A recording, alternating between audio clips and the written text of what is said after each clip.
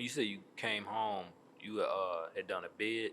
You had done a bid. Yeah, I was did a bid down Big Sandy. I did like almost 5 years down there. What was it for?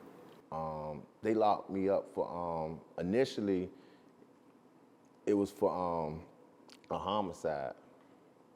But during that time I was on a run and I was picking up little dumb cases because they was looking for me and for something I didn't even do, you know what I mean? And they had I don't know how they did this, but it was some weird way that they had got well, it wasn't my glasses. I thought it was. I thought the police, the detective guy was like, he said, yeah, Blunt, they was looking for DNA. Yeah, we found some glasses. Like, them not my glasses, bro.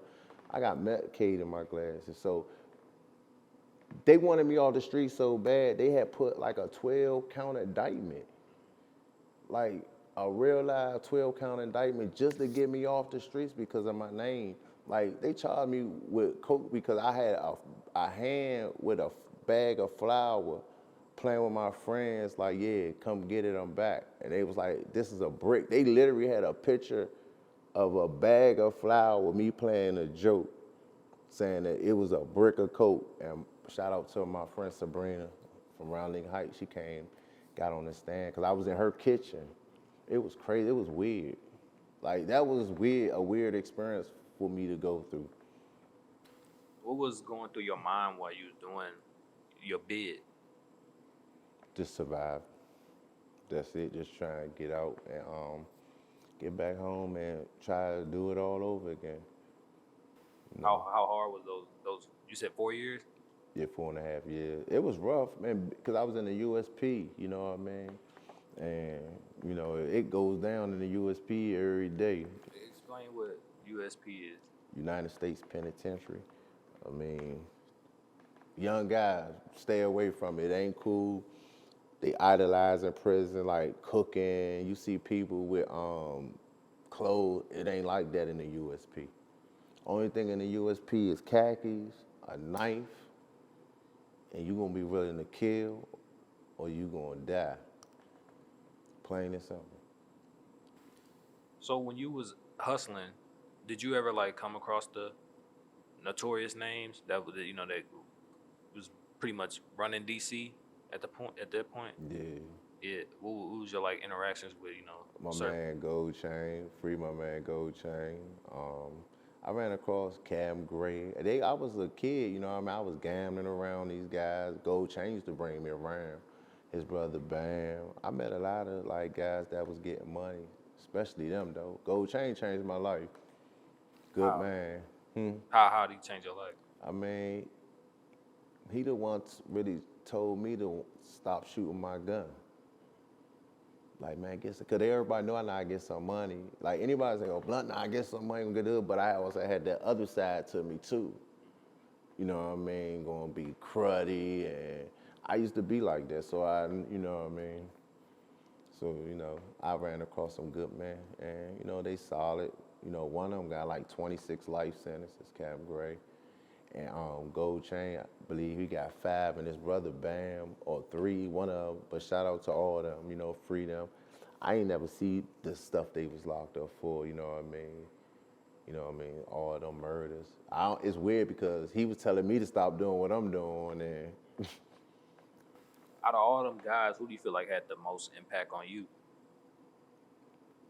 on my whole life, Gold Chain. Because I was so young, and he had stores everywhere in D.C., pile them up, Fish Uptown. You know what I mean? I'm in his stores. He giving me his keys. He going out of town. I'm getting money. You know what I mean? I'm making like 10 to 20,000 every day back then. So you know, it was nice. What is it like, you know, making that type of money? Like just every day. Yeah, it make you just in that moment you don't even realize it till now. When you sit back, you just be spending money. You just be just having fun, buying cars. Like I had my first car when I was 15 years old. I was driving. You feel what I'm saying? When you was 15 to 8 months and you can get your learners, Now your mom's had to take you downtown and shit. She took me down. I got my learners. Went and bought me a car. Went to one of my OGs go-go. Like, hey man, look, I got 10,000. Took me, got a car. I was 15 years old. My first car. I had all the homies in the car with me. So, was there ever any point in your mind where you was like nervous that either you was gonna get like somebody would try to rob you or kill you, I've especially been with you, robbed before. but it never like worried you. Nah, that's a part of the game. I done been shot before. That's just a part of the game. That's what it is.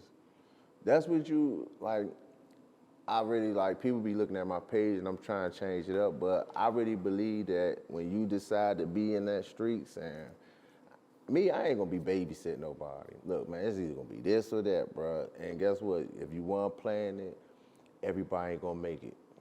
Everybody ain't gonna live to see 46 my age. They not. You know what I mean? And I slipped through cracks, you know what I mean? Like, literally. Because I know how to make a decision, be like, nah, I'm not. Even though I was in the streets and doing crazy stuff, I was doing my own crazy stuff. I wasn't doing stuff because Joe Blow would do this or this person was doing that. The only person I was really doing that with was Fat Rat. We was kids. As I got adult, it was different. I had my own program after that.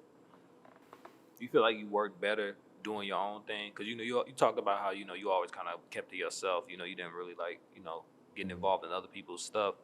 Did it work best for you personally to kind of like have your own agenda? Yeah, you got to if you want to live out here. If you want to really survive out here, you got to stand on your own, like, man time stuff. Like, even when I used to be in the feds and the USPs, shout out to Pickles, the little homies, them used to come to me all the time. Double R, Keys from 16, they used to be like, man, Blunt. And all the youngsters, I was like, nah, just leave that alone. I used to be the peacemaker all the time. They the ones to come to get me, hey, we got to check somebody in. I'm like, nah, I'm going to talk to them, this and that. I used to be the peacemaker, so it's just, I don't know. So, looking back and comparing it to now, how do you feel like DC has changed from when you was coming up to how it is now? Now it's different. It's like totally different. It's like anything go. Yeah. Anything go. I mean, anything go. Like you feel like a lot of the people now, like the young people nowadays, don't have like any morals or remorse? Nah. Mm-hmm. Where do you think that divide came or happened? You said what? Like when do you think that divide happened, or like just that The divide shift of morals? happened because of people like me that was in the streets, still running the streets, not, being positive. Like the guys that was before me that I seen that wasn't being positive. So the disconnect, we dropped the ball, you know what I mean? Because all of us was trying to be like, what they doing now. You said that back, when you was coming up, a lot of the OGs, they didn't glorify what they was doing. Nah. But you said like now, like a lot of the kids nowadays, they take pride in a lot of the dirt that they be doing. Even the old dudes that's coming home, a lot of them don't. But even the ones that, like, all right, because you asked me certain stuff, like, I never really talked about that stuff, you know what I mean? But 2 times, I don't really get into it because it ain't nothing. I don't glorify stuff where people got hurt or with death, you know what I mean? Even when I came home, I never came home on stuff like that because that's a very serious matter. I would never use somebody else's death for my growth. Do you feel like DC is more dangerous now than it was in your time? Not that more, I just think it's just more reckless. Like, it can just go down anywhere, broad daylight, them youngers don't care, them switches just vicious. Yeah. So you feel like the youth today a little bit more unpredictable, yeah, they unpredictable. Do you think do you feel like music and like movies and like stuff like that had a lot to do with the shift in how people kind of like carried themselves? Yeah, they send the vibrations in the air. The vibrations vicious. Everybody watch they listen to music. They watch these movies. They killing, bang, bang. Then these youngest, man, everything is about killing, bang, bang. It's like drill music took over. Just think about it. We don't hear no more R&B. even regular rappers is having a hard time. Yeah. Did music ever influence you? Yeah, Tupac did. Made me go crazy. Yeah, Tupac. It made you kind of like want to live that lifestyle? It just made me really want to stand up like he was. He was like on like, you know, like more like trying to survive, get his mom, you know what I mean, off the drugs and make some money. Revolutionary.